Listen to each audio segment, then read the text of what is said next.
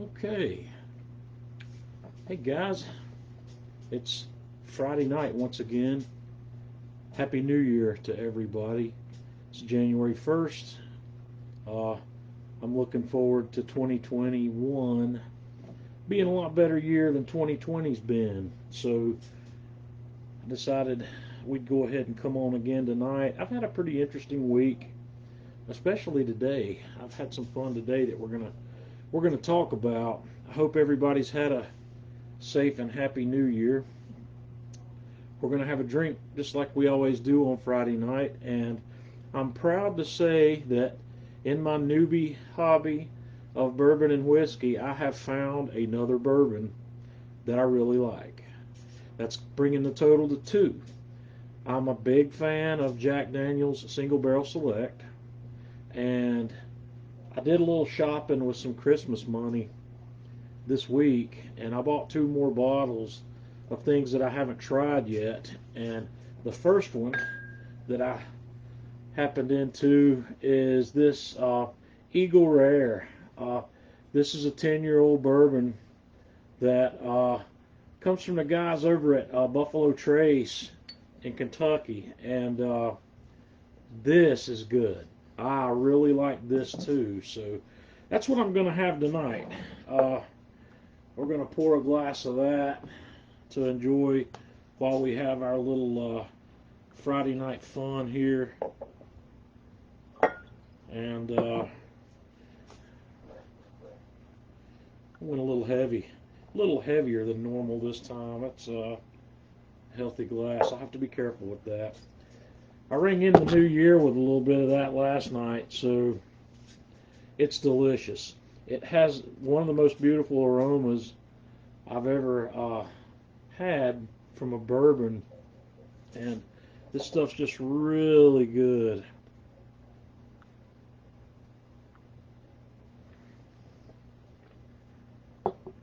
Eagle Rare is from the same mash bill. I think the guys at Buffalo Trace, if I understand correctly, and I might be wrong, so don't write this down, but I think they have two general mash bills over there. This is from the mash bill that contains Benchmark, Buffalo Trace, Stag, the Colonel E.H. Taylor, and then the Eagle Rare. I watched a live stream from Buffalo Trace when they were going through a tasting of this entire line, and I cannot remember the differences, all the differences in that line. The Benchmark is about a 4-year-old from this line, and the Buffalo Trace is about an 8-year-old, and those are from the same mash bill, so they're the same recipe. The Stag, if I remember correctly, is barrel proof from that mash bill. The E.H. Taylor is not barrel proof, but I think the E.H. Taylor comes from a specific warehouse that they do, and I do not remember the details on the Eagle Rare. What I really love about this, besides how good it tastes, is the price. This Buffalo Trace, this was inexpensive. This was a $35 bottle, and well, I won't say that's inexpensive. That's less expensive than the Jack Daniels. The Jack Daniels I like's about $50 a bottle, but this is delicious, and this is going to become a regular here as long as I can get it. This Buffalo Trace stuff is hard to get here in my area. It doesn't last long when it appears, so I have to take what I can get on that.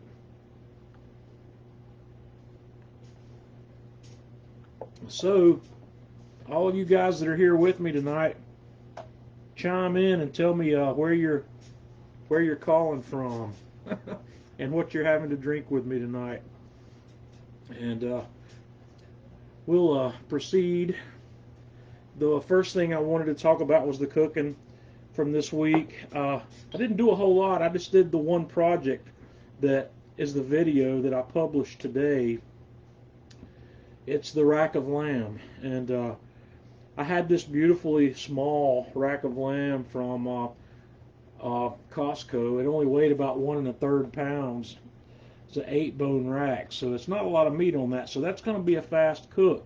So I decided to get out the PKGO portable charcoal grill. And guys, I'm falling in love with that grill.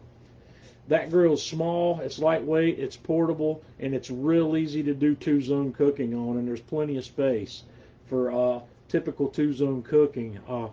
I fired up a chimney of charcoal. I use briquettes when I'm using that grill for a couple of specific reasons.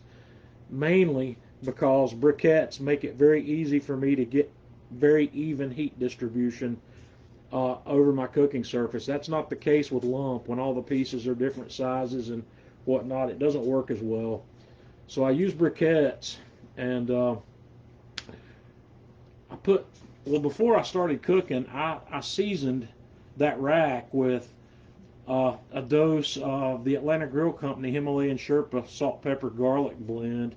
And then I came behind that with some of the Atlanta Grill Company garlic and herb to amp up the garlic and bring the herbs that come along in that rub as well. I rubbed the rack with just a little bit of olive oil as a binder, and then I vacuum sealed it with all that on it and let it ride for 24 hours in the fridge to let that salt go to work, and that came out perfectly. Yesterday I fired up the grill and I spent a couple minutes searing that rack on the outside to get some char and some color on it, and then I moved it over to indirect heat where I finished it up to a medium temperature. I've done lamb rare, I've done it medium rare, I've done it medium, and I've done it way up past well done like you would do a pork butt, and my favorite spot on lamb is medium. And I pulled that off when my internal temperature hit about 130 or 132, because as small as that cut is, I'm going to get a good bit of carryover cooking as hot as I had it in that grill. And I landed somewhere between 140 and 145 for a perfect medium. And that meat is extremely juicy. It's extremely tender at medium. But you know, if you don't like medium, if you want to cook to some other temperature, please feel free to do that. It's definitely all up to the cook, and we'll go from there. That's the only cook I did this week. I spent some time thinking and planning about next week, and I still haven't made up my mind exactly what's coming next week yet, so I don't really have any talking points on that. I'm gonna do some fish. I'm gonna do some more fish stuff like we've talked about. I'm gonna get the seafood rolling. My main problem, I've got 2 problems with seafood. I'm the only one in the house that eats it, and I don't have the best sources in the world to buy seafood around here. I don't really have a fresh source. I'm too far inland, I guess, and in too small a community to get good quality fresh seafood. So we're gonna go with that. Let's see.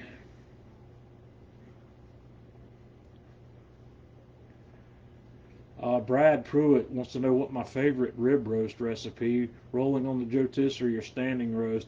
I like to cook mine, if you want to call it a standing roast, that's fine. I like to cook mine over indirect heat at about 250. I don't like using the rotisserie on the rib roasts. I'm going to try that again, though. I'm getting ready. I need to reinvent my opinion of the rotisserie. I like the rotisserie. I've not been a huge fan of it because it doesn't lend itself well to most of my style of cooking. But I've been thinking about it some, and I would like to use the rotisserie more. And I'm going to do some experimentation cooking with the rotisserie over indirect heat using either a heat deflector in the Classic 3 or this searing plate. This searing plate that they've made for the Kamado Joe Jr. that's a cast iron grate, I think that might be a perfect low position heat deflector to use the rotisserie.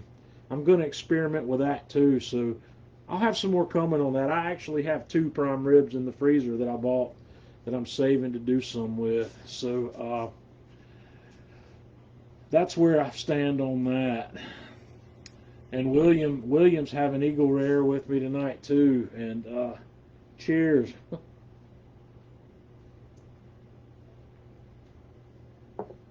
So we got Mark from up in Syracuse with us tonight. Ed, welcome aboard. Bush Light in Topeka, Kansas. Cannons in Augusta. Laying off the sauce tonight. Are you doing the what do they call it? The dry January, or there's something to do with not drinking in January. I don't know much about it, but I'm not playing that game. Jason Randolph's in New Jersey with some Coors Light. Randy Snyder's having some 46 makers. I haven't tried that yet. I've seen it. I might try to grab that because I do like the Maker's Mark. The Maker's Mark general stuff is one of the whiskeys I keep around to cook with. Jeff Ledbetter's with us. Happy to see you tonight too, Jeff. Alan in Melbourne, Australia. Eric from Augusta.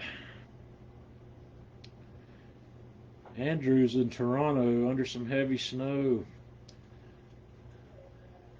He wants to know how often I use the Junior and for what kind of cooks. I don't use my Junior hardly at all. I'm protesting the Junior right now, and the reason is I need a stand for the Junior. I don't like cooking at knee level. I don't want to halfway build something. I've currently got it sitting in my Classic 2 cart because I've got the Classic 2 on the other cart. But if Kamado Joe doesn't build some sort of reasonable stand to use with the Joe Junior, you probably won't see me cook on it again. It's a great little grill. I've got no problems with it, and I would use it for steaks and burgers. Quick cooks is about all I'd ever do on a grill that small. But I hate cooking on it at knee level, and I don't like the logistics of having it in the Classic cart. It doesn't look good. I'm ready for something better for that. So at some point I'll probably start cooking on that. I'm gonna do something on it here soon because I picked up one of these Kamado Joe soapstones for the Junior. So we're gonna do something on it. But I'm still gonna complain about the fact that they don't have a reasonable stand for that grill. That stand's horrible, and I don't like it. So I don't like that J.J. George cart either. It's bulky, it's heavy, it's wooden. Kamado Joe needs to come up with something like what Big Green Egg has for their Mini Max. That foldable stand that works in conjunction with the Mini Max cradle is awesome. And I could buy that and put my Joe Junior in it, but I'd have to spend $200 probably to get that Big Green Egg stuff to make that work. And yeah, that's about where I am. I'm gonna get some more stuff. The last video I did on the Junior was a Boston butt, and it was a day cook. I cooked it at 300 degrees. It went pretty well. You can do anything on the Junior that you can do on the Classic, as long as whatever you're cooking will fit. So that's what I think about that, and that covers what I cooked this week. This morning I had a little fun. Stephen Hickey over in the Kamado Joe Grilling, Smoking, and More group set up an event where he called it the Blind Cook Challenge. And what that means is not that you're blinding yourself, but you're taking your thermometers out of the loop when you're cooking. Could you cook on your grill without a thermometer? And most people probably can, and this is an opportunity for you to try it. And in order to do that and to show it, I decided to do the challenge, and I decided to live stream it. So that's what I did this morning. I set my phone on a tripod out on the deck, and I live stream a chicken cook on my Kamado Joe Classic 3, starting from lighting the charcoal in a chimney all the way until the chicken was done. And I I took the dome thermometer off of the Classic, so there was no thermometer involved in the cooking process other than an instant read meat thermometer. Everybody should be doing that. You got to know when the meat's ready, and I'm not as good as my great grandma who could look at it and tell when it's done. I'm going to use a meat thermometer. So you're allowed that, and I was talking about the steps as I went, and discussing what I was doing, how I was setting it up, and I said in the video, I said when I'm cooking a chicken, I typically like to get to 450. That's my sweet spot for cooking a whole chicken. So I wanted to get the grill nice and hot. I didn't have a thermometer to see when I was at 450, but I was just kind of cooking by feel. So I let the grill heat up. I put the charcoal divider in and only had charcoal on one half, and on the other half of the grill I put a heat deflector and a cooking grate above that, where I've got access to the firebox so I can add charcoal if I want to, and my meat is off to the other side, but there's a heat deflector under the meat, but the fire is on my left and the meat's on the right, and there's no deflector over the fire. So that's how I cooked. And I added some charcoal. I turned the chicken periodically and watched the chicken, and I felt like I was pretty close to the area temperature wise where I cook, so I went with that. And down near the end of the cook, when I had the chicken's internal temperature up to about 145 or so, I pull mine at 150. Mine are done at 150. And Steven says, why don't you stick the dome thermometer back on there and see what the temperature is? He says, I think you're cooking hotter than you realize. And he said he thought I was cooking there around 525, and I didn't think I was that high, so I stuck the thermometer back on there and gave it a couple of minutes to stabilize, and sure enough, I was dead on at 450. It was just right there, and the video shows that. But I was saying in the video, if I had used my temperature controller, 450 is where I would have set it. So it just worked out, and no, I probably could never do that again in 1,000 years and have it land right there. But the chicken cooked in about an hour and 20 minutes, had a nice crisp skin on the outside, and I ended the video at that point. I took the chicken off, I foiled it and rested it for a while, and then I pulled all the meat off the bones, and that chicken is going to become chicken salad. But it was a fun cook. It's kind of fun sometimes to get away from the hardware, get away from the electronics, and do it old school. One of the things I keep telling myself is the reason I like the temperature control systems is it takes all the work out of getting the grill to temperature and getting it set where I want it. Well, I almost contradicted that today, because the cook process, when I went back and looked, my whole process today was just under 2 hours, and if I had used a temperature controller, I don't think I would have shaved but 10 minutes or maybe 15 minutes max off of that time. I made 2 or 3 trips to the grill, getting it ready, but I really don't know that I would have sped up my process any. But I like the controller. I continue to promote them. I continue to use them. The Flame Boss is what I'm using right now, and I'm sorry, the Fireboard, not the Flame Boss. The Fireboard 2 is my go-to. I love it. It's doing a great job, and I just put it on the grill, and getting my grill ready to go like that's just as simple as putting the charcoal in, lighting up a starter, closing the domes, set my vents about where they should be, and then turn the controller on. And then I don't have to touch it again until the temperature's where I need it. I can come in and do my prep, or I can come in and sit down and not have to mess with it till time to cook. And I really enjoy it both ways. The cooking technique I used today on that chicken is similar to cooking techniques that I would use myself when I'm cooking that. If you want to, you should check that video out. I posted it on YouTube and on the Man Cave Meals Facebook page, and in the comments or in the description for it, I put some time markers where you don't have to sit there and watch 2 hours worth of stuff. You can go right to the places in the video where something's happening and see what's going on. But yeah, it was a fun process. It made a delicious chicken. I had both vents fully open.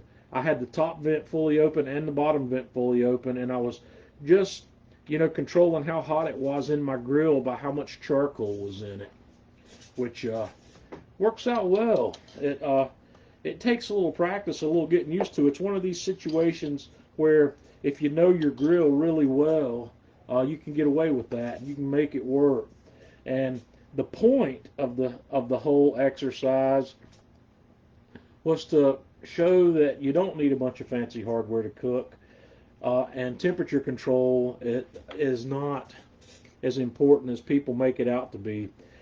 Stephen and I both were heavily involved in testing with the iCommand, and one of the things that we both know from experience is that people who have temperature controllers think something's wrong with the controller. They say they have wild temperature swings, and when you're talking about a wild temperature swing, you're talking about 15 or 20 degrees up and down. So that's a 20-degree swing from your target, but it's represented as a 40-degree swing because there's a 40 from peak to valley. But that's not a problem when you're cooking. When you're cooking, the only thing that really matters is the average temperature. And as long as your average temperature over time is right near where you want the set temp to be, you're good. You don't have to worry about that. It's not going to cause a problem. It's not going to ruin your food, and it's not going to make a mess of any kind.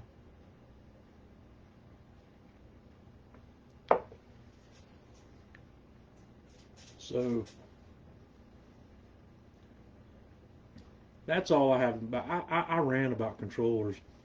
I have a love-hate relationship with those things because I see the benefit of them, but they also cause problems for people with lesser experience, because the big problem they cause is when you stick that electronic temperature probe inside your grill, chances are it's not going to match what's on the dome, and then that makes people think something else is wrong. Either the dome thermometer is broken or the controller's not working right, and it's a mess. It's one of these things I really believe should require some training, some training before you buy one. Okay, but that's the blind cooking challenge. It was fun. I enjoyed it. I typically haven't been participating in some of those events that Stephen puts together, and I really should participate in more of them. They're fun, and Stephen's a phenomenal cook. If I cooked half as well as Stephen does, I probably wouldn't be making videos. I'd be doing something else. And let's see here.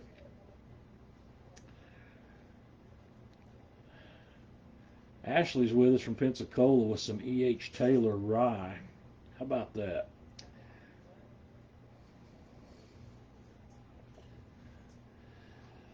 Yeah, Dennis, that's right. You can put your temperature, your electronic probe in an oven and see some swings, and some ovens are better than others.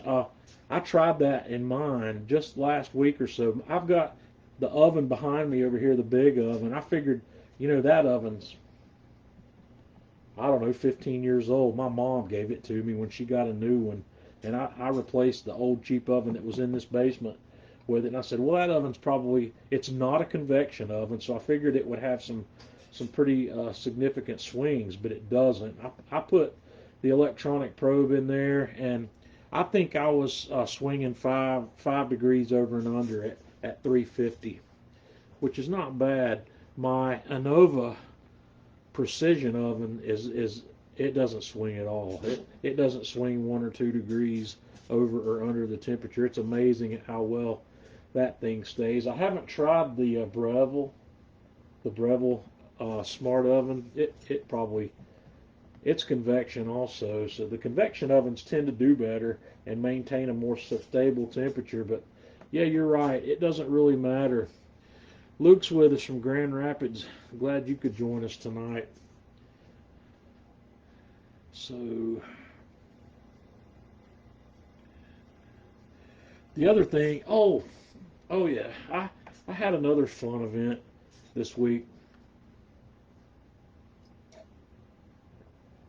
which is going to be a segue into our gadget for the week, which is the MeatStick Wi-Fi Bridge. I posted in the Kamado Joe group the other day. I ruined my first Boston butt ever. I have never, ever, in the whole time I've been doing this, messed up a Boston butt until this week. And I was in the process. I'm making a demo and review video for this little thing here.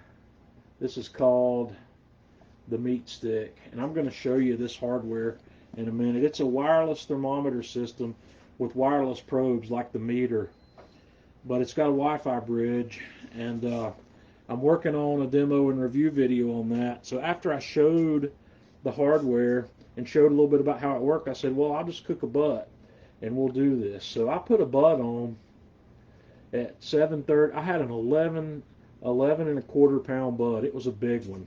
It's one of the biggest ones I've had in a while. So I prepped it.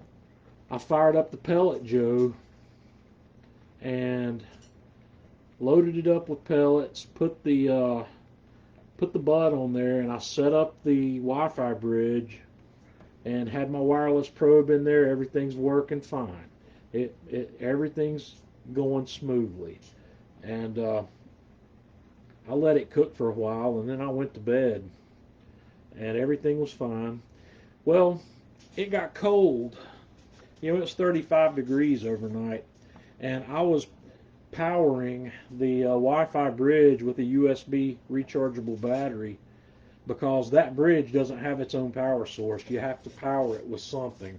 And so the battery didn't hold up in the Wi-Fi bridge overnight, and the Wi-Fi bridge powered down. Okay, well, I thought that was part of my problem, but it turns out it really wasn't, because from my bedroom upstairs, I've got enough line of sight where when that Wi-Fi bridge goes down, my phone would stay connected with the dock, with the probe dock via Bluetooth. So it was still in communication. It was still collecting data. And I had set a warning temperature at 200 degrees Fahrenheit for the meat. And so when the thing gets to 200, it's going to alert me, and then I'll go check on it. But I was running at 250 degrees, and I was not expecting any kind of alert before I got up in the morning. I was planning to be up by about 8 o'clock, which is about when I got up.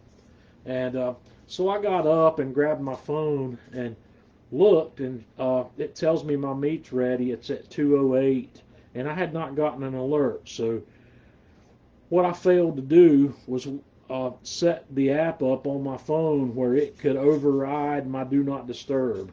I have to have my phone on Do Not Disturb when I go to bed at night, or it chatters all night long with various alerts. And with the phone, I can tell, I can let an app bypass that, and I meant to let that app do that, and I didn't. So I didn't get an alert. So that was my failure. Okay, I got on up and went down and looked at it. I had a look. This thing's extremely probe tender, so I said, well, I'm going to wrap it up, let it rest a while, and then we'll look at it. And I rested it for about an hour and opened it up, and there's no liquid in the foil. And you guys know that when you rest a butt, you get a lot of liquid collected in that foil. I said, this is probably no good. And I pulled it apart, and it was really dry. So I got back to looking at my data again, and it had been at 208 to 210 for about 90 minutes. It was overcooked. So I threw it away. It was a failure, but I know why it failed. There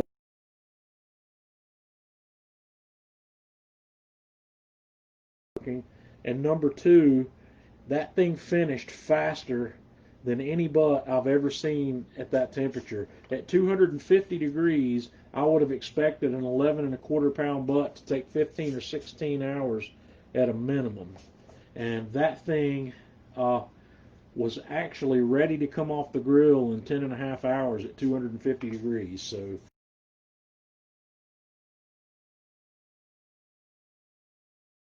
I don't know why it ended up that way. I've never had one go that quickly.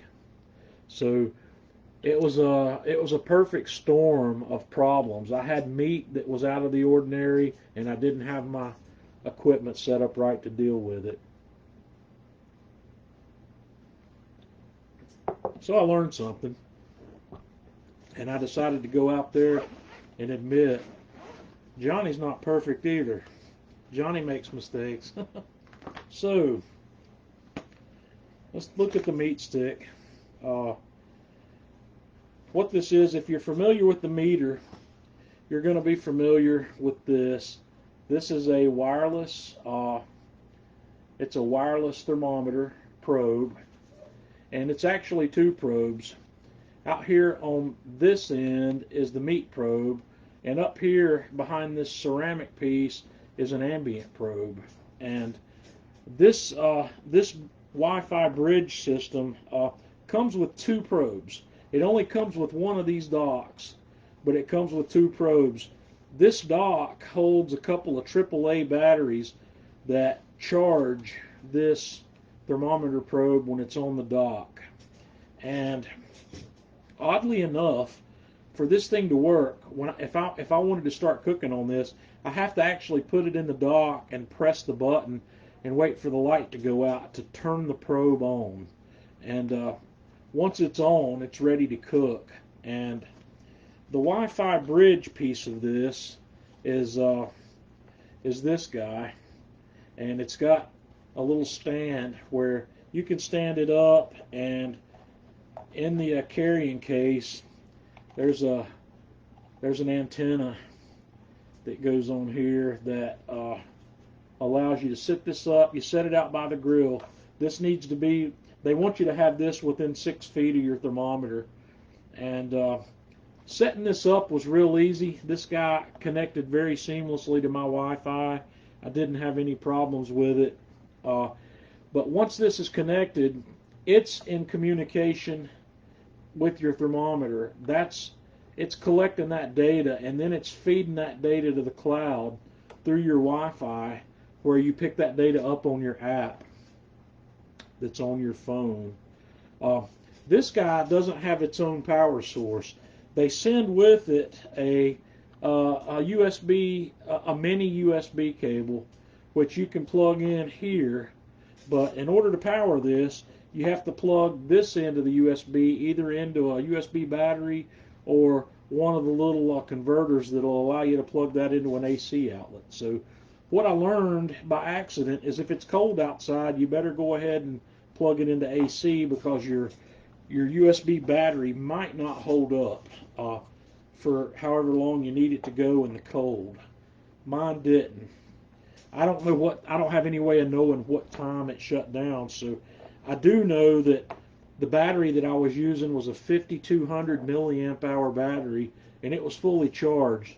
That battery should have run this thing for 48 hours or more with no problem. But as you can see, it did not. But once again, I learned something. That's my fault. I'm not going to hold that against the equipment.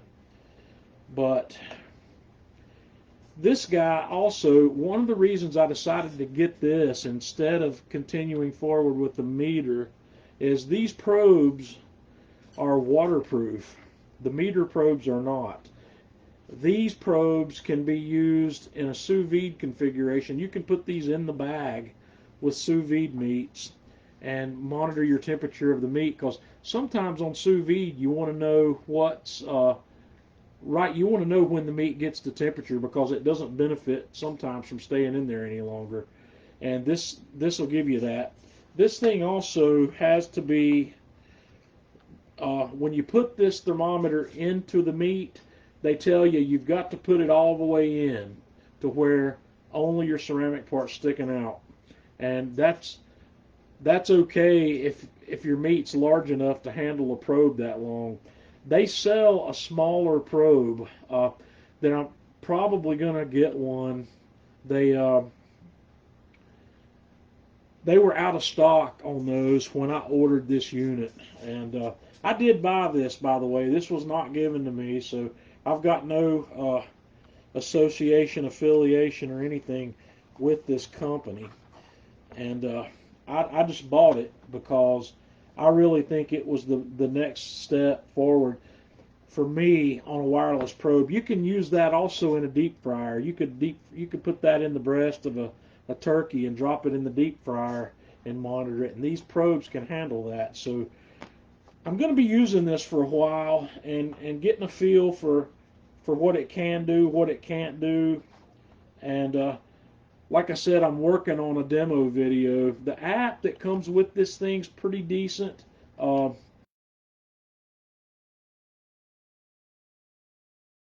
Like, but it does have what's called a quick cook mode, which is me. When you start it up, you hit that quick cook mode. You tell it what your target ambient temperatures and your target meat temperatures are, and you don't have to go through anything else.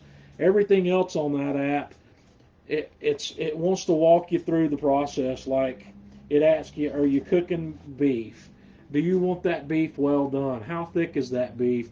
And it's really trying to make a bunch of decisions for you, which it might work and it might do well. I noticed that the app has a function on there that it's trying to estimate how much longer you've got to go, and if you've given it all those parameters, like if you've put this thing in a steak, told it how thick the steak is, and it might be fairly decent at estimating how long it's going to take. That's just not my jam. I don't mess much with stuff like that. But oops, I'm going to make a mess here. But the app seems okay. Starting the process up felt a little wonky to me for some reason or another. I don't know if I want to say wonky. I'm not used to it. To start the cook, the process flow goes like this. You have to set the Wi-Fi bridge up, power it up, and the Wi-Fi bridge goes through a boot period that I thought was a really long time, and I commented on that in the video that I'm making for this product. It took it a while. I don't know why it takes so long to boot up, but it may, I don't know. So long is relative, I guess, but I think it took a minute or longer. I didn't actually time it, so I'm not sure, but once it's up and running, then you can do this while the thing's booting up. You want to go ahead and activate your temperature probe that you're using by putting it in, make sure it's in the cradle. You hit that button and you wait, the light comes on, the light goes out, and when it goes out, it's active. And once the bridge gets booted up, it'll see your temperature probe, and you'll see like an MS for MeatStick, and then some 4-digit random number that's an identifier for your probe. And it'll say that until you start your cook. So at that point, you go to the app, you tell it what you're cooking, and if you go to Quick Start, it's going to call your cook Quick Start, and that's what it's going to display. But you once again can go in and change that too. It'll show that on the app and on the Wi-Fi bridge. But once you have all that set up and give it the temperature parameters you want to cook with, it tells you at that point to go stick the meat thermometer or the meat stick in the meat, and you put it on the grill, and you can just watch it from there. And you can have both. You can have multiple probes going. This one comes with 2, and I've tested with 2 of them running, and you can have them named different things. You can have them set at different target temperatures. In reality, I believe you probably could have meat on 2 different grills and have one probe and one meat on one grill, one probe and another one in another grill. And I'm not going to say that that'll work. I think it might. But I'll have to play with that, because if I could temp meat in 2 or 3 different grills with that, that would be nice. But you can add more than 2 probes to it. And like I said, I'm going to get one of the short ones, because the these are going to be.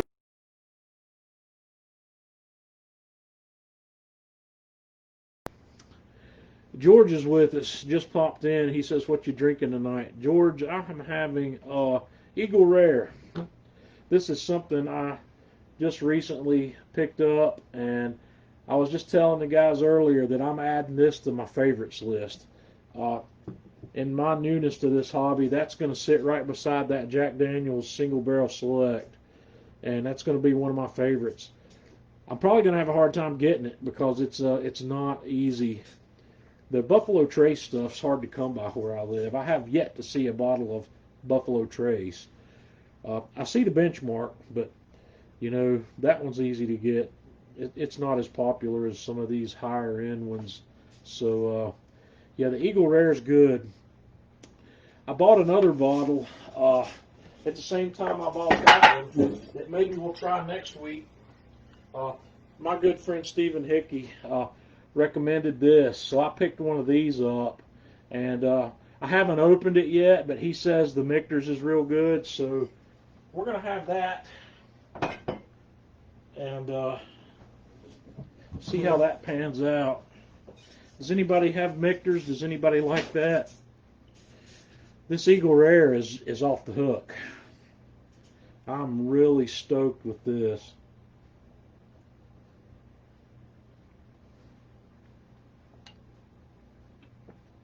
It almost tastes like butterscotch. Caramel. It's got a bigger body, a bigger mouthfeel, kind of like that Jack Daniel's does. That Single Barrel Select I like. It doesn't taste.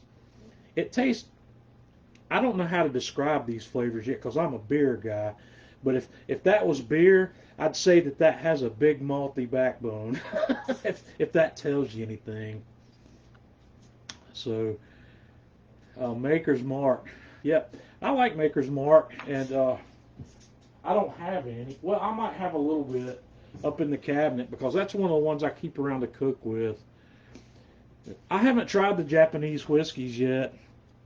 I finally found where to buy them in my area. There's one store in my area that has the Hibiki and the that line. I can't remember what all they're called, but I haven't tried the Japanese stuff yet. I'm gonna wet my whistle and learn how to taste this stuff with the Kentucky bourbons and the Tennessee whiskeys until I get a little better at it. I like Scotch whiskeys, but the Scotch whiskey is a totally different tasting experience from this stuff.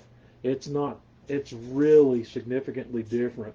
The Scotch whiskeys, the single malts, are all malted barley, and smoked. That stuff's smoked with peat, and it's a different ball game. A lot of those distilleries in Scotland are buying their barrels from people like Jack Daniel's, and the Scotch whiskey's not made. They don't feel the need to age theirs in a new barrel. And I don't know anything about that one way or the other, whether that's good, bad, or otherwise. But an interesting note I learned about Scotch whiskey compared to Tennessee whiskey when we did our tour of Jack Daniel's. Our tour guide was explaining to us that Scotch whiskeys, they age those whiskeys longer, and part of the reason is the climate over there is far different than it is in Tennessee or in Kentucky.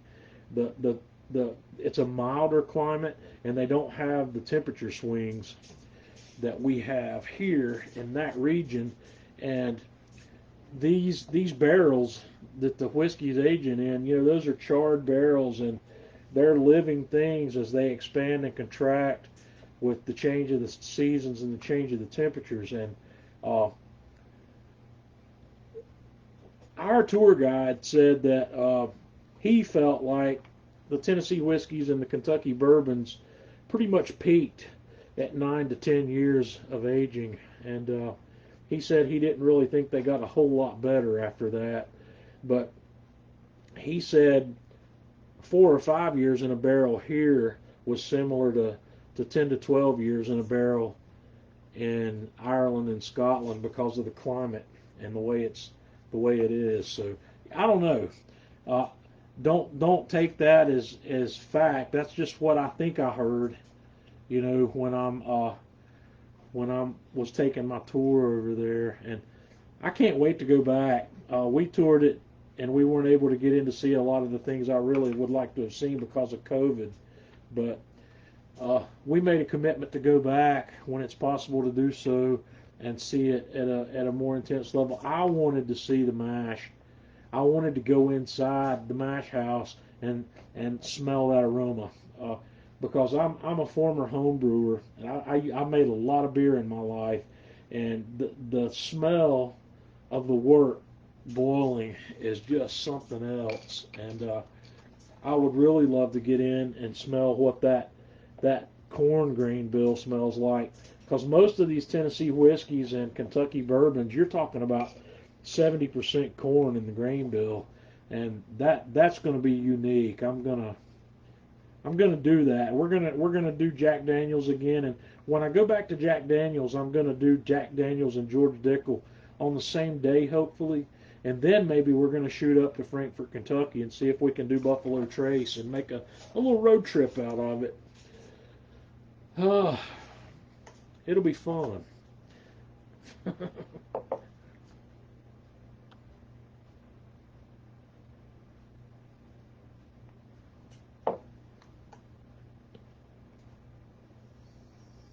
Let's see here.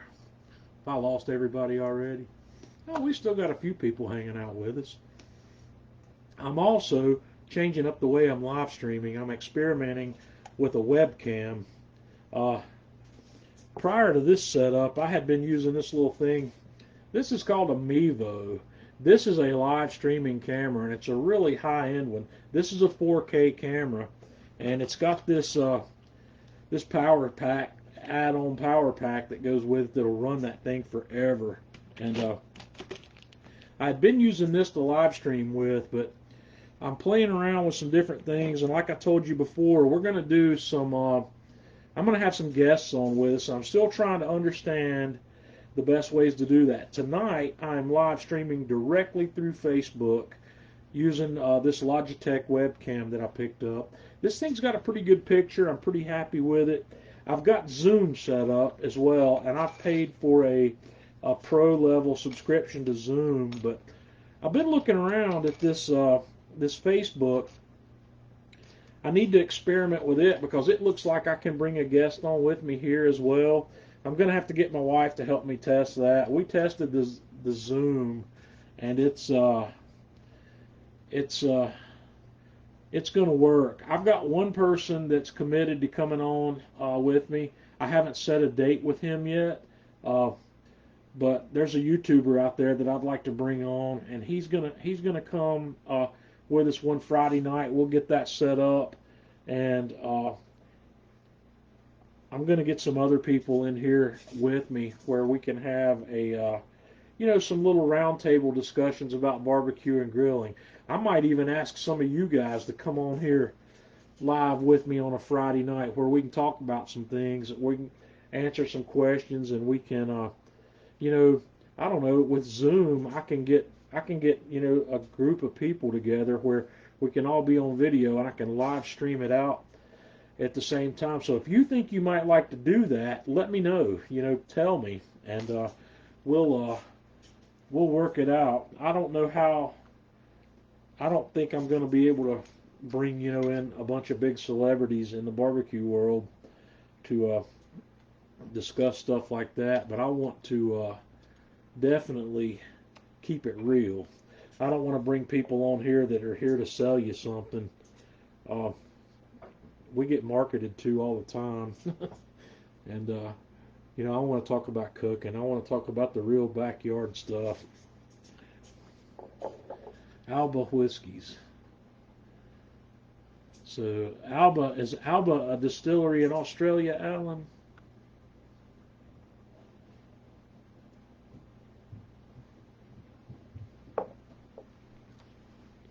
I don't have as much control over this little web camera as I had over this Mevo. This Mevo gave me all kinds of color control.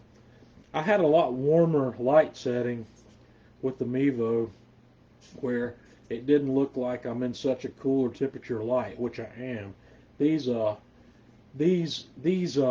soft boxes that I have back here, you can see the reflection of those soft boxes in my glasses here. I got two of them, and they're 8500K, which is kind of cool.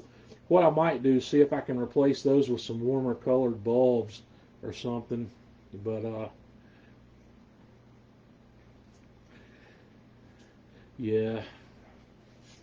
But this camera's doing a good job. I bought a Logitech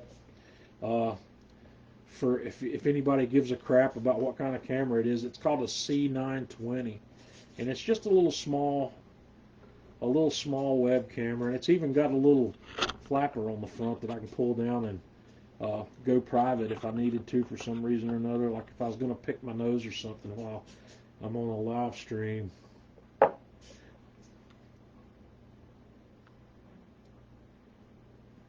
Yeah, I poured a little heavy tonight by accident. I didn't mean to go that far, so I'm looking forward to 2021. Things are looking up. I think we're going to have some good times cooking this year. I'm looking forward to a time when I can get back down to Atlanta Grill Company for an outdoor event where I can, be face to face with a lot of you guys. And I'm hoping we can do the June event this year.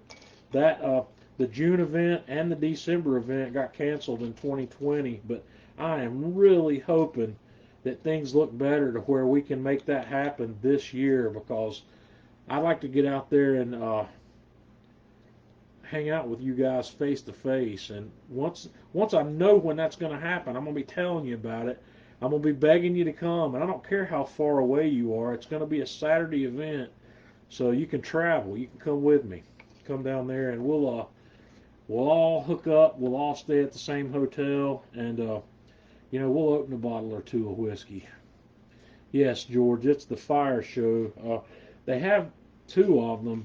Atlanta Grill Company likes to do one in June around Father's Day, and they like to do another one the first weekend in December.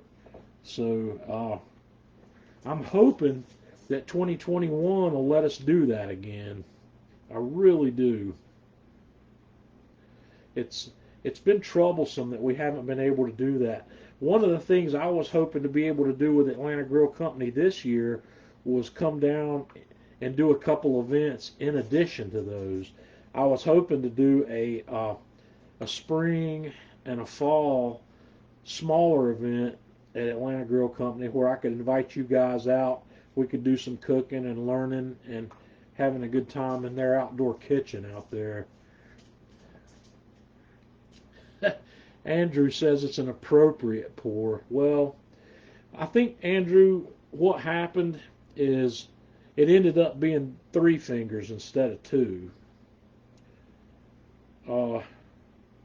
See, this bottle right here is kind of deceiving because it's tall and narrow, but you can see how much I like this because I haven't had this bottle very long, and it's evaporating at an alarming rate. It really is. That stuff's evaporating right through that cork. There's a cork up there that I don't think's solid enough to keep that stuff in. It's truly the angel's share.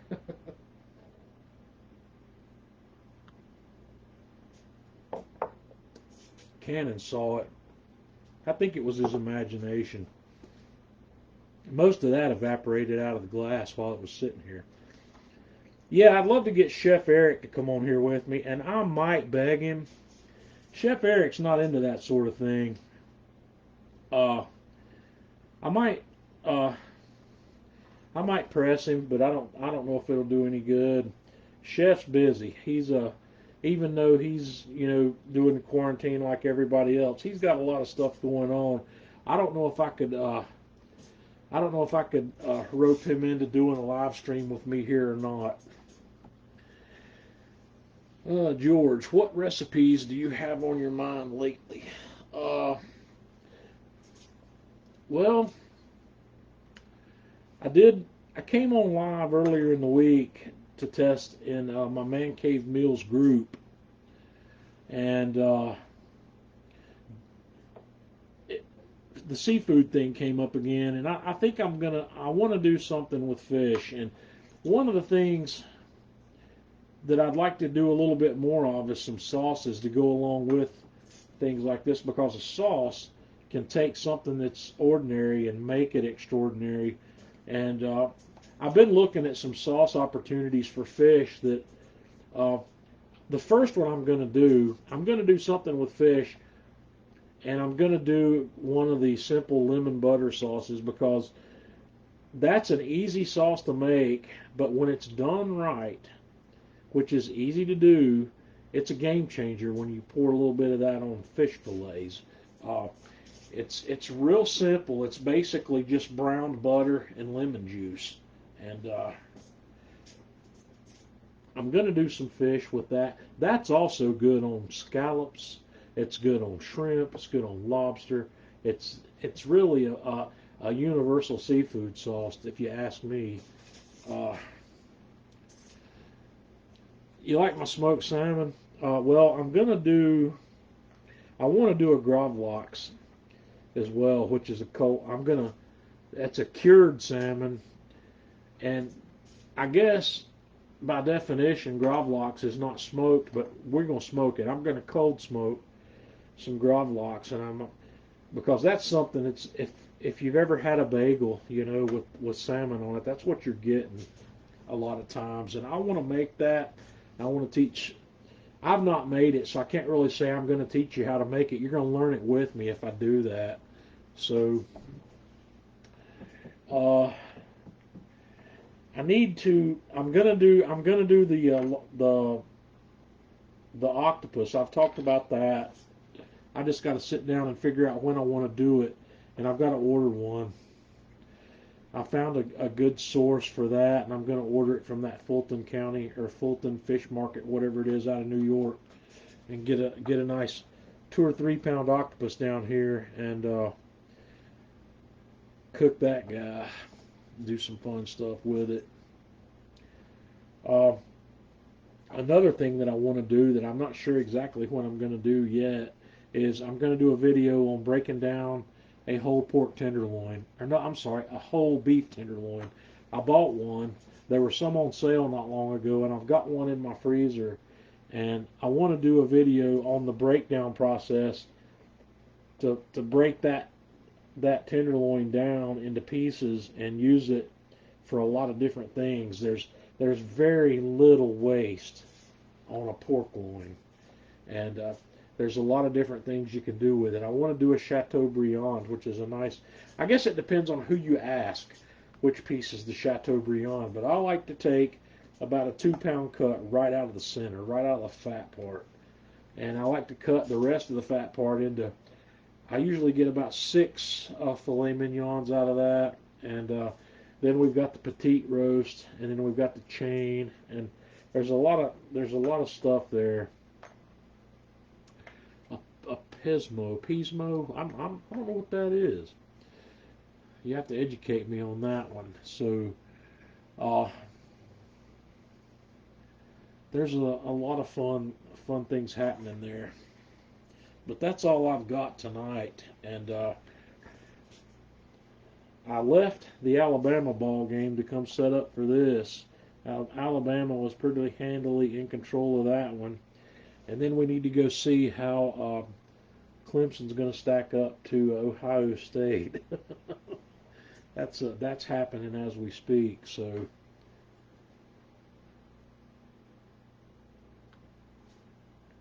okay, that's another name for a tenderloin. All right.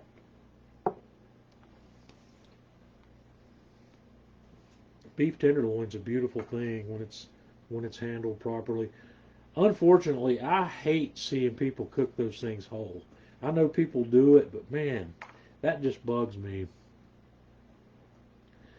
Andrew, there's no substitute for tri-tip. I've not found anything that's even anywhere close to being like tri-tip.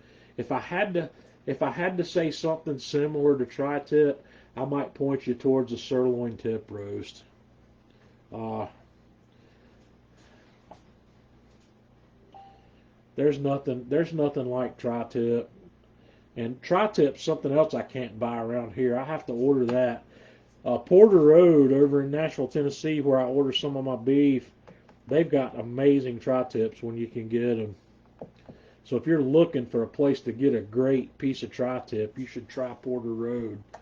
I think they're about $32 or so for one. Jeff, I'm having the Eagle Rare tonight from Buffalo Trace. This guy right here, it's really good. I've been telling everybody that one's making my keeper list. That's going to be right next to the Jack Daniel's Single Barrel Select in my favorites list. I'm about done with it. I'm down to less than half a finger. They accidentally poured too much in my glass tonight. They put 3 fingers in there instead of 2.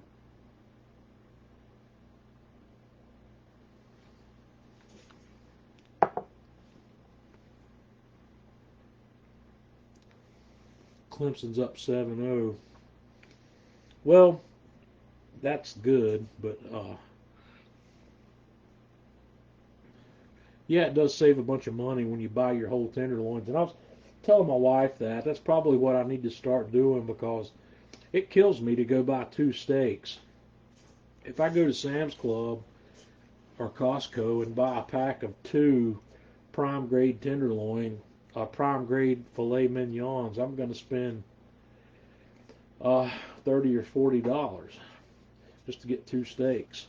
And when the whole tenderloins are on sale, I can get a whole tenderloin for $80 or $90, maybe even less, depending on how big a one I get. So, yeah, beef tenderloin's something special. It needs to be treated that way. No, I didn't do the Cold Stones tonight. I forgot about those. They're in my freezer. My sister gave me those for Christmas, and I totally forgot that I had them until you mentioned that. But I'm so far, neat is my jam. I haven't been chilling a lot of stuff. I broke out those Cold Stones last week because I was doing the Jack Daniel's single barrel proof, and that barrel proof, that's 130 proof, man. That stuff, that's out of my league. That's not a beginner's whiskey. And chilling that down a little bit makes it a little easier for me to handle that. And that worked out pretty well. I should try it again. In fact, well, I won't be drinking any more bourbon again until next Tuesday. I don't drink over the weekends while I'm working. And that barrel proof, I'm gonna try it again and chill that out. Mark, the online butchers sometimes are amazing, and if I have had extremely good luck with Porter Road Butcher in Nashville, Tennessee. They're online at porterroad.com. That's the only one I've really dealt with extensively. And in full disclosure, I'll tell you how I came to know this company. They contacted me quite a while back, and it was a really unique experience, because a lot of times I'm the one doing the contacting. I'm asking people, how would you like to send me some of your stuff? But this company contacted me, and they said they wanted to win me over as a customer. And that was a little bit different approach. I'm not used to seeing that. And they said, we think you're a good fit. We think you would appreciate what we do here. They spent some time explaining to me their processes, how their cattle's raised, and how it's dealt with, how it's butchered, and how it's sold. And it's a very impressive situation. If you go to their website, you can read that story. And so what the lady told me, she's part of their marketing team. She says, I want you to go to our website. I want you to pick out some things you'd like to try. Send me a list, and we're going to send you that stuff. We're going to send it to you, and you can try it. So what I did, I went to the website, and instead of picking out all the high-end expensive stuff, I picked out a few things that I can't buy locally, like tri-tip was one of them. And they have these Texas short ribs that are absolutely amazing. I asked for some of those. I got a flank steak. I got some Korean short rib. Well, I didn't get the Korean short ribs on that order. I don't remember exactly what all I got on that first order with them, but I cooked it, and every bit of it was fantastic. So I made videos with it. Some of that showed up in my video cooks, and I sent her a letter back and said, "Yeah, I think this is good." I said, "I think I can. You've won me over as a customer." So everything else, with one exception, since then I paid for it. I paid. They do give me a discount. They give me a 15% discount on the stuff that I order because I promote it. But I'm paying pretty close to retail. 15's not a big discount. I recommend them because the quality of that beef is off the hook.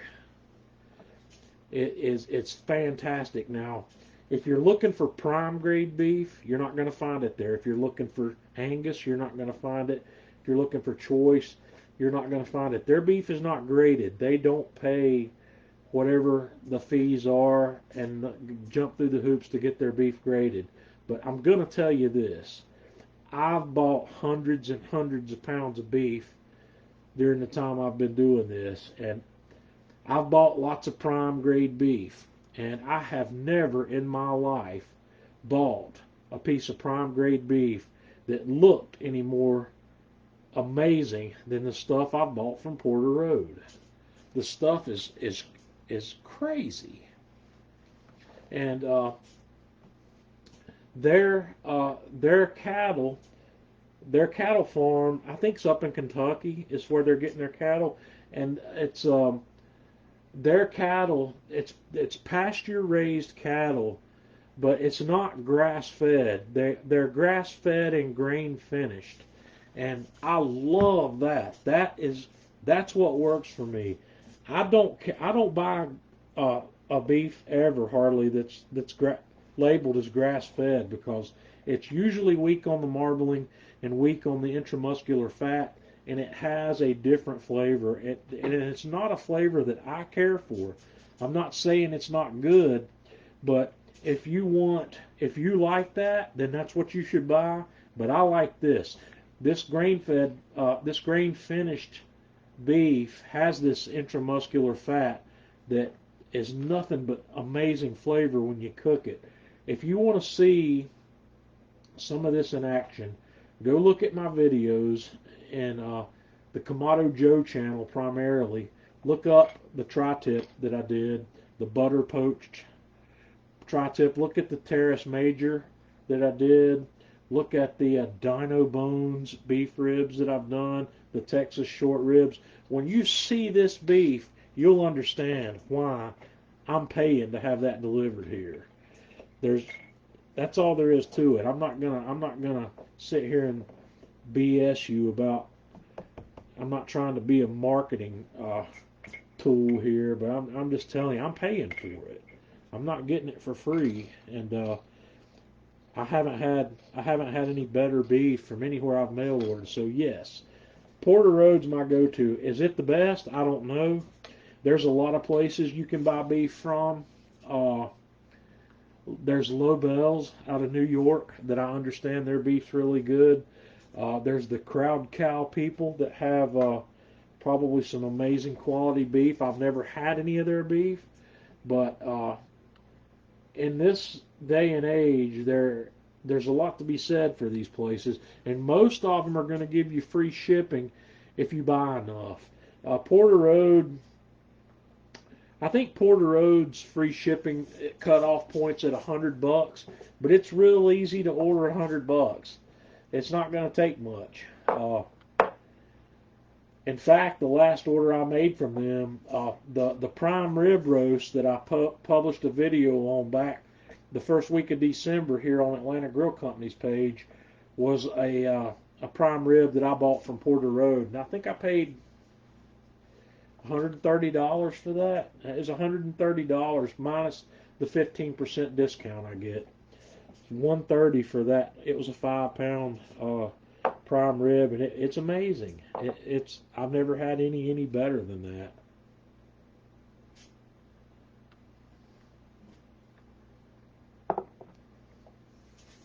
So some of you have dealt with Porter Road. Randy Snyder says he's had their brisket. I haven't had their brisket. Maybe I'll get one. Their butts look good. They had some pork butts, but pork for me, I'm not going to say I haven't really ordered any pork from Porter Road. I'm in North Carolina, and North Carolina is one of the pork raising capitals of the world. And down in the eastern part of the state, we've got a lot of pork farms down there, and Heritage Farms is one of the places that I like to run down there periodically. So Heritage Farms, if you've ever heard of Cheshire pork, it comes from Heritage Farms. It's their heirloom breed. That pork's off the hook. It's fantastic, and I haven't been there since COVID, and their general store's open again, so I need to run down there. And I throw my big Yeti cooler in the back of the car, and when I go to Heritage Farms, I usually spend $200 or $300 on pork and bring it home. Ryan Bramich is with us. Ryan's a big grilling fool also. Let's see. He says, "Howdy, John. Enjoyed the chicken cook. What temp do you think it would be at if you did the split firebox setup on the PK360 with the vents wide open?" I don't know. The PK360, the interior of that grill is a lower volume than the Classic. I'd have to play with that one because I've roasted a chicken on that grill, but I haven't done one without a thermometer. So I don't know how to answer that question really. I can get I don't have as much experience on the PK360 as I do on the Kamado Joe, but I bet even without a thermometer, I could get that grill somewhere between 400 and 450 without a thermometer. You kind of know by how hot the fire's burning and what it looks like. I'd have to try it. I really don't know. But yeah, man, that PK360, that's one of those grills I wish I had. When I first got into grilling, I wish I had had the money to buy a PK grill. I didn't even know what a PK grill was until I got into this heavier. Jeffrey's going to cook a 9-pound butt on his tomorrow, on his Big Joe 3. Yep. That Big Joe's going to make easy work of that pork butt. I don't have a Big Joe anymore. I chose not to get one when the Big Joe 3s came out, simply because I just don't use a Big Joe enough to warrant taking up the space to have it. I love cooking on the Classic. Man, in my opinion, the Classic is the Ferrari of the Kamado world. And I'd rather be cooking on the Ferrari than on the Cadillac, if that makes any sense to you. It's kind of weird because the Big Joe is a beautiful thing, but I can cook a lot of meat on a Classic, and I have what I consider to be the best setup possible. So I've got 2 Classics. If you include the pellet Joe, I've got 3, but with 2 Classics, there's nothing I can't pull off. And one of the things I'd like to do in 2021 with the Classic 3,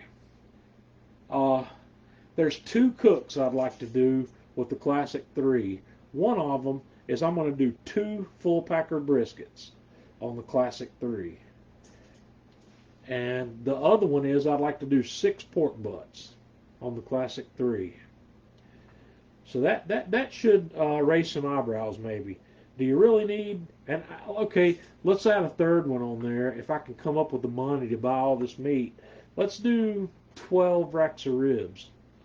12 racks of baby backs on the Classic 3. What do you think? Do you think I can pull that off? Of course I can. I know I can, or I wouldn't even tell you that I thought about doing it. You don't need a Big Joe. You need a Big Joe. I don't know. I get asked this question all the time. Should I buy the Classic or should I buy the Big Joe? And the answer to that I give is you need the Big Joe if you need that much grill space 25% of the time. If you need that kind of space 1 out of 4 times you cook, then you should buy it. Otherwise, you should push the Classic when you need to push it, because you can push it a lot further than people give it credit for. I haven't used all levels on the Classic 3.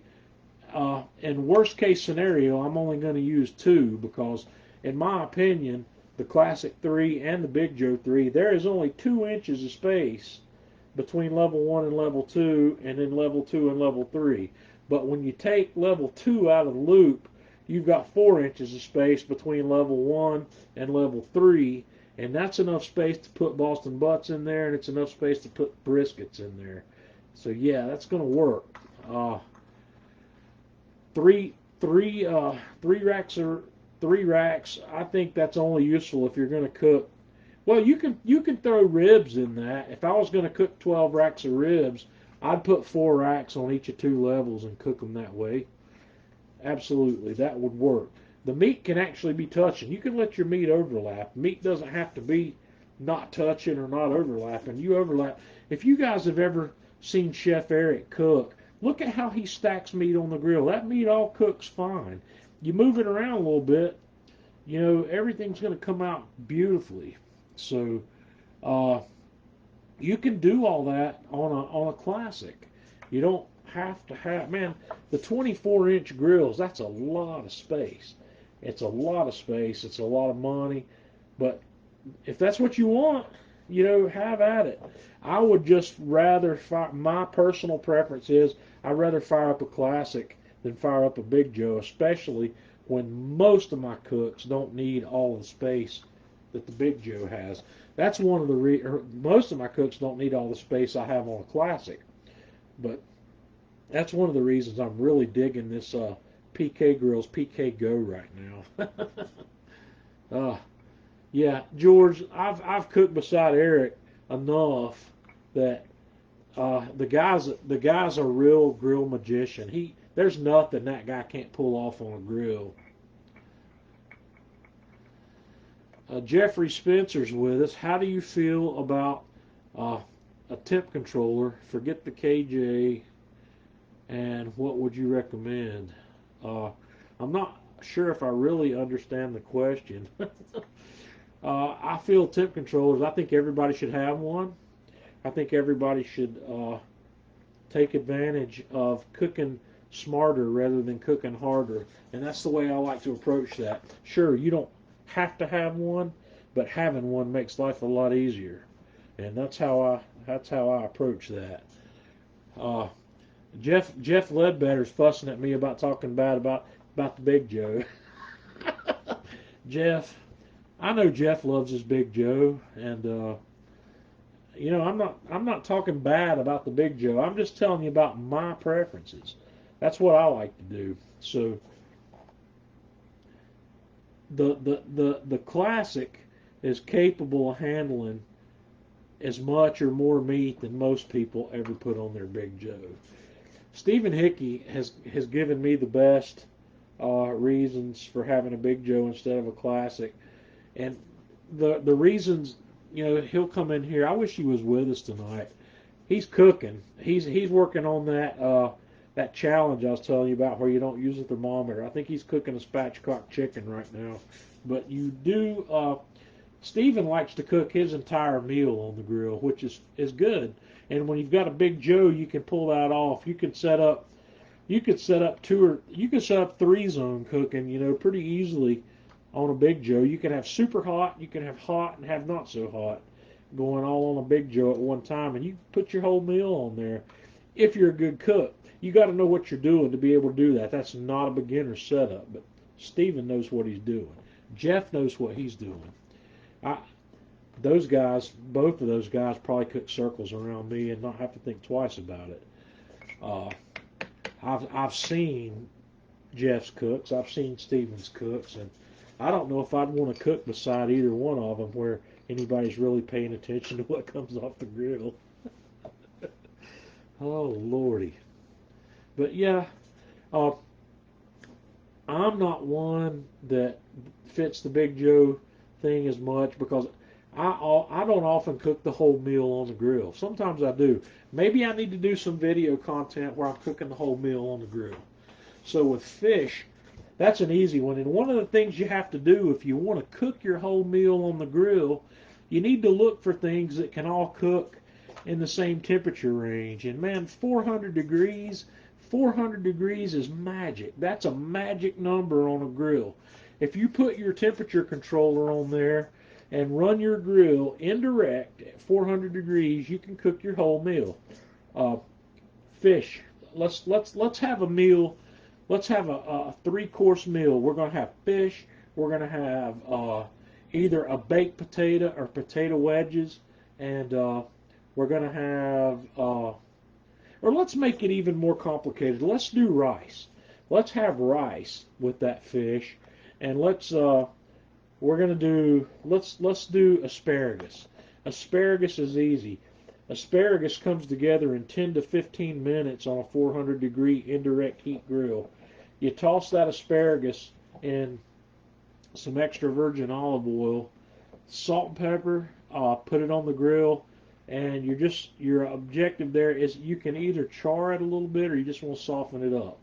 If you're going to char it, you're going to want to have a 2-zone set up where you've got roughly 400 degrees over your indirect side, and then you've got some access to some low heat where you can char that asparagus up.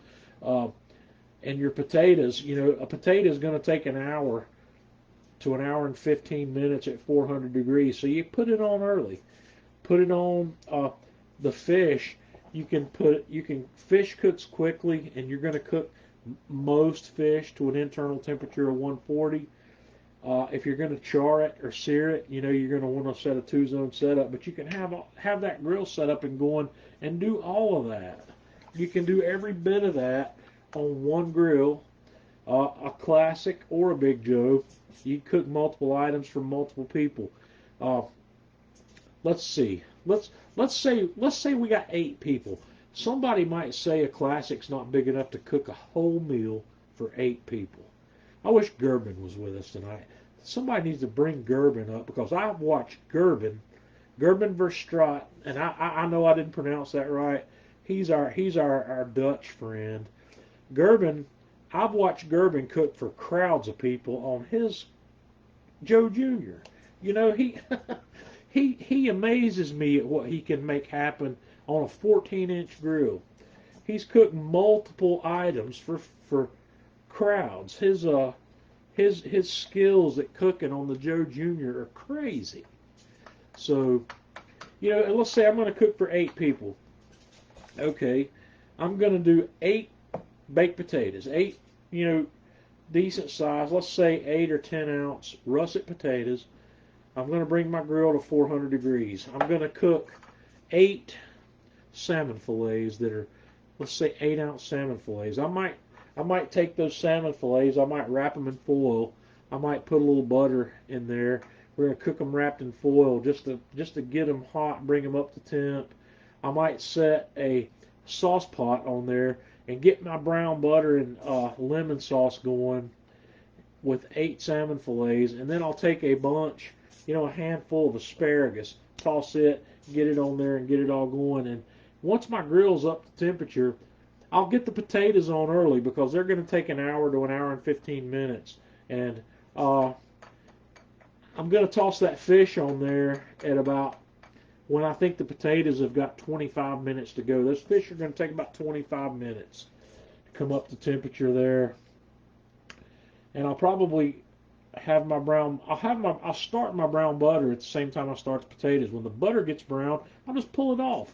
and I'll put it back on when I come down near the end to keep it nice and warm. Put my lemon juice in it, and then the asparagus is going to go on with 10 minutes to go, 10 or 12 minutes to go. And there, I've cooked a meal, a 3-item meal for 8 people on the classic. Never had any space issues or nothing. It's all going to work. You just got to figure out what you're going to cook. So, yep. And Jeff says while you're eating, you can have dessert on. So, yeah, you can do that. It's a lot of work. So, yeah, Bill, that's a pipe dream where I live. I'm not going to be able to ever order anything and have it delivered to my home because I live in North Carolina. Uh, all alcohol sales of anything that's over like 18% alcohol is handled by the state, and it has to come through the state-controlled stores. So, yeah, that's not going to happen here. And Andrew says jambalaya. Yeah, if you're going to feed a crowd, look for things that make it easy to feed a crowd, like a brisket, a butt, a prime rib, where you can have it all going on the grill. And still, like I said, if you can allow yourself to have 2 grills, you're never going to have a problem. You're never, ever going to not have enough grill space. So, Cannon likes to marinate his asparagus in balsamic and extra virgin olive oil and then grill them. That'd be good. I would probably take that balsamic and make a reduction and drizzle it over the asparagus when I'm done with it. Balsamic reductions work well on a lot of things. I might even do the same thing there with a teriyaki sauce. So, yeah, there's a lot you can pull off. It's unlimited. Man, I've gone long tonight. Y'all kept me rambling, but I'm glad you're hanging out with me.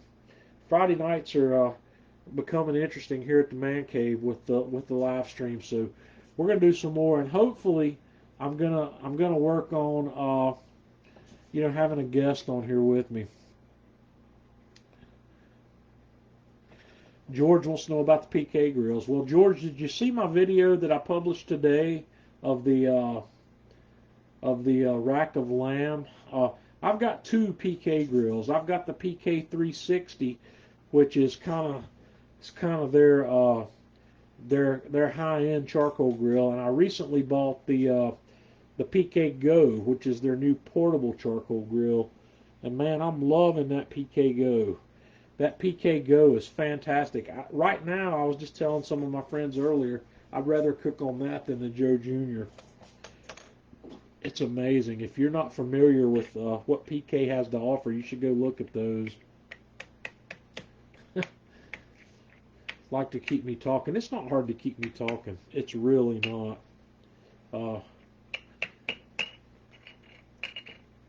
It's not hard at all. So the PK grills, I think, in my opinion, are the best of the basic charcoal grills. And the reason I say that, these grills are made out of cast aluminum. They're not going to rust. They're extremely difficult to damage. They're very durable. They're not cheap. You know, nothing worth having anymore is cheap. It's not a Weber kettle. I think, if memory serves me correctly, the basic PK grill, their flagship grill, is like $350. It's like $350. But that grill's a seriously better grill than any of the Weber kettles. And Jeffrey, I would have the Fireboard Drive out of that list. Jeffrey says the iCommand, the Fireboard Drive, or the Flame Boss 500. I've got all 3 of those, and I'm using the Fireboard. That's my go-to. I've got both versions of the Fireboard. I've got the Fireboard 1 and the Fireboard 2, and I've got the drive cable to use with the Fireboard 1, and I spend way too much money on this stuff. I don't need all that, but I can't answer questions like that unless I've got them, right? I bought, let's see, the Flame Boss 500 was given to me. I bought the Flame Boss 400, and I bought the Flame Boss 200. I have 3 different Flame Bosses. I've got the 200, the 400, and the 500. The 500 was given to me by Flame Boss.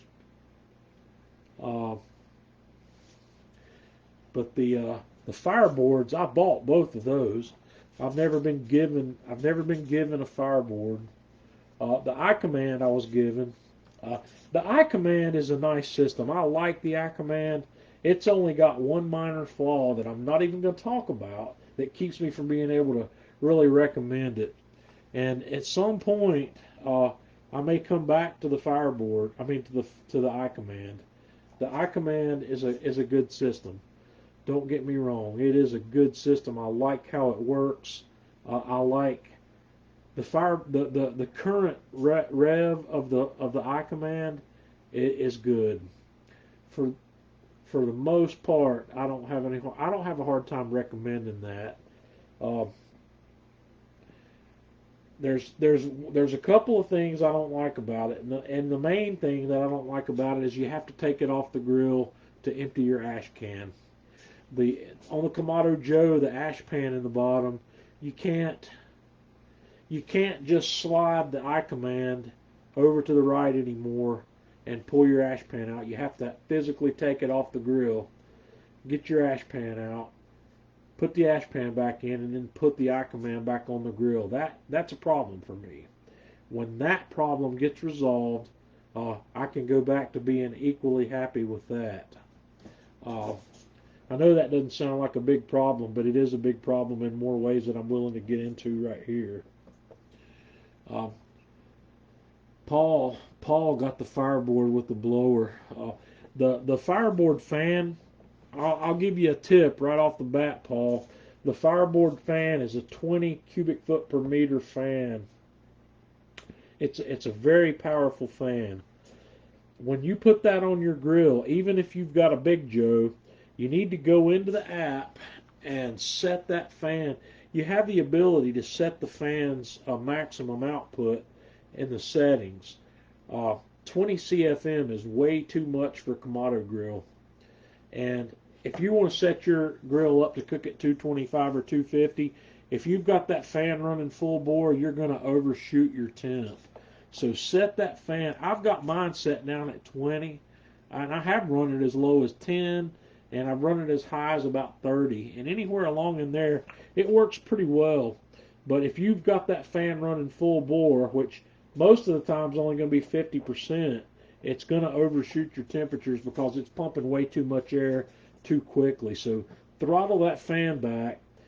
The Fireboard 2 drive will only run the fan at 50% unless you have the Fireboard connected to AC power. If you're powering the Fireboard 2 with a USB battery or with its built-in battery, the fan won't run faster than 50%. It'll max out at less than 50. You have to have it plugged into an AC power source in order to get it to run harder than that. But if you're using a Kamado, you don't ever want it to run harder than that. It's going to give you nothing but problems. So, yeah, you'll solve that problem by backing that percentage down, and that's in the settings. You'll find it. Just dig in there on the app, and 20% is fine. I just kind of leave mine set there. If I need to get hot very quickly for some reason, which I rarely ever do, I'll move it up, but it's just not necessary. If you're using it with a Classic 2, what I do if I want to get hot quickly, rather than running the percentage up on my fan, I'll light the fire in 2 different places, or light the fire in 3 different places. If I light a fire in 3 different places and have my fan at 20%, I can still be to 400 or 450 degrees in 20 minutes. So light the fire in multiple spots rather than tweaking your fan settings.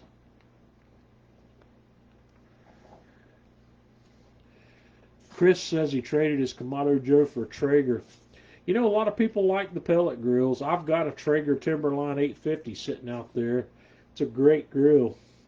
I've got the Kamado Joe Pellet Joe. You know, pellet grills are what a lot of people like them. There's no shame in cooking on a pellet grill.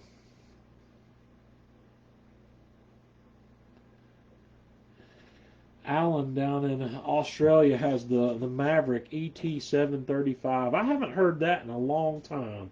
That's I had one of those. That's a wireless a remote thermometer that Maverick makes. And what that is there's a controller that sits by the grill, and you plug a thermometer probe into it, run it into your grill, and plug that into your meat. And the remote side of it you bring inside, and it's an RF connection between the grill side and the remote side, where you can monitor your temperature remotely. Those things were insanely popular before the Wi-Fi controllers came out. Jeffrey wants to know what lump charcoal I prefer. Oh, I think I'm probably ready to answer that question. And in my world, there's two lump charcoals that I'm going to use,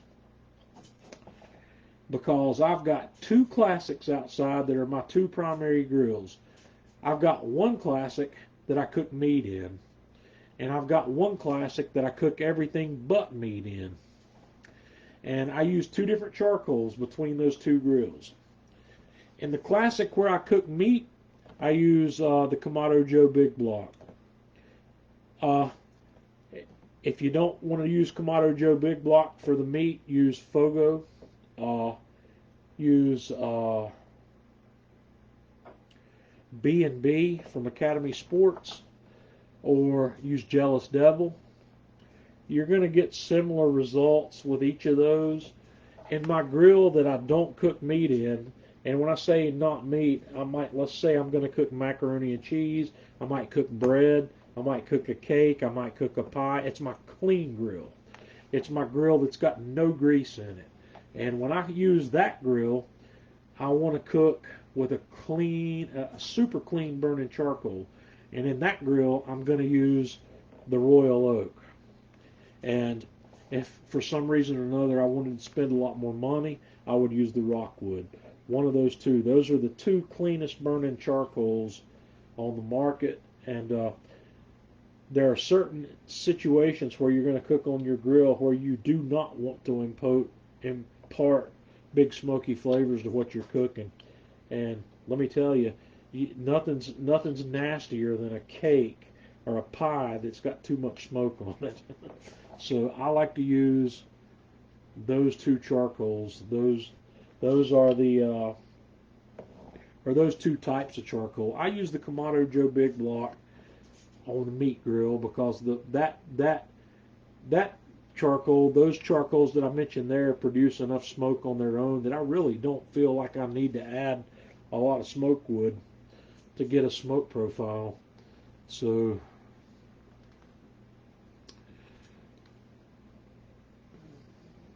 Steve, have you seen or used the Meter meat probe? Would that be is that what you're talking about? This is the Meter Plus. This one was given to me, so I want to be honest about that. This guy works really well until you get too far away from the grill where you lose the Bluetooth connection. They have a Wi-Fi bridge version of that, which probably is very good. I don't have a problem with that. It works really well. And earlier in this live stream, I was talking to everybody about this product called the MeatStick. I like this product a little better than the Meter. And the main reason I like it better is because the wireless temperature probes are waterproof and oil proof. You can use them in a deep fryer, or you can use them in a sous vide situation, and they won't hurt them. The Meter probes are not waterproof. They're not as durable as these others. I don't have a whole lot of experience with either one of them, so I'm working on a video review on the MeatStick. So if you have that available in Australia, you might want to take a look at that. It's definitely something worth having a look at. Uh, don't take my word for any of it yet, because I'm still evaluating those.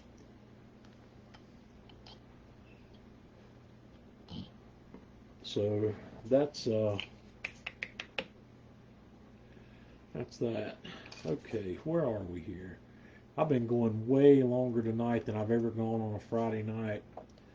So I appreciate you guys hanging out with me. Um, we'll be back next Friday. I'm not sure what our topic will be yet. Maybe I'll have somebody on live with me. Maybe not. We're going to have to try it. We're going to have to find out and see. So, like I said, if any of you guys want to come on live with me on a Friday night, let me know who you are. I'll be more than happy to do that. We'll have having more people talking is better than listening to my voice the whole time. Let's get some of you guys on here with me. Uh, I've got a list of people I'm working on getting, but it's going to take a little bit of time, and it's going to be a lot of fun when I get those guys on. And Jose, yes, absolutely, I do recommend using a temperature controller. Until next week, thanks for coming by, and happy cooking.